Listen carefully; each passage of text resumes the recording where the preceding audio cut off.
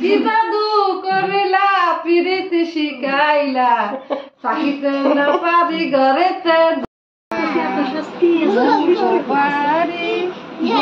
আসসালামু আলাইকুম প্রিয় ভাই ও বোনেরা, কেমন আছেন আপনারা সবাই? আশা করি ভালো আছেন। যে যেখানে আছেন সুস্থ আছেন। আল্লাহ তাআলার অশেষ রহমতে আমরাও ভালো আছি। প্রতিদিনের মতো আবারও নিয়ে আসলাম নতুন একটি ব্লগ। পিছনে কিন্তু দেখতেই পেয়েছেন শুটকি ভর্তা করেছি। কি শুটকি? হাতে শুকানো পুঁটি শুটকি।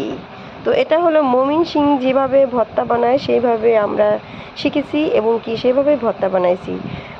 তেল ছাড়া তেলে শুকনো মরিচ সব কিছু আর কি। ননসের ছেলে আসছে দুপুর টাইমে, তো সে আসার পরে আমার মেয়ে বিচার দিয়ে ফেলাইছে অলরেডি 3 ভাইয়ের নামে।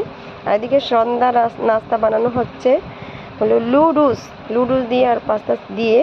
তো ননাসের খেতে ইচ্ছে হয়েছে পাস্তা, তো আমি আয়না রেখে দিয়েছি। শুনছি যে বড় ভাগনা আসবে তার জন্য, তো আসলেই হলো একসাথে রান্না করব।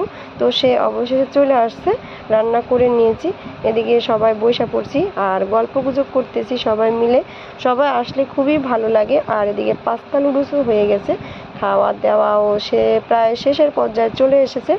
আর আমি সবাই আসলে খুবই খুশি হই আর সবার সাথে খুব মজা করি আমি। তো কার কেমন লাগে জানি না। আমার ননাসকে আমি জিজ্ঞেস করছি আপনার কেমন লাগে, আমি যত শয়তানি করি আপনার সাথে, কয় না আমার ভালোই লাগে। তো কি বলবো। আর এদিকে ভাইগনায় কত কথা বলতেছি আর তার কথা শুনে আমরা অনেক হাসাহাসি করতেছি। তার জন্য হলো বয়সগুলি কেটে দিয়ে ফিরে এক্সট্রা বয়স লাগানো হয়েছে। তো সঙ্গে থাকুন, দেখতে থাকুন। দেখে ভালো লাগলে অবশ্যই লাইক কমেন্ট শেয়ার করবেন আর আমার পাশে থাকবেন। ভাইগনা এদিকে তার নানুর সাথে দুষ্টামি করতেছে, নাতিরা হলো কি করবে না করবে দিশা পাইতেছে না। আর আমার শাশুড়িও মনে করেন তার নাতিদের সাথে খুবই মজা করে, খুবই।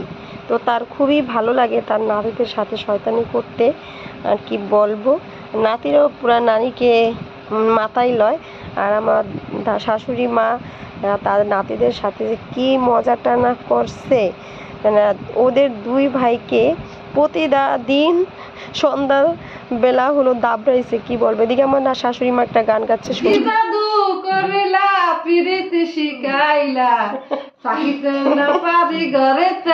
তো এদিকে সকালের নাস্তা রেডি করা হয়ে গেছে, ঘরে নিয়ে আসছি সবাই খাওয়ার জন্য। এদিকে আমার মেয়েরা লাগতেছে। সকালবেলা শাশুড়ি মা ঘুম থেকে উঠেই পান খাচ্ছে, সে পান না খেলে তার ভালো লাগে না।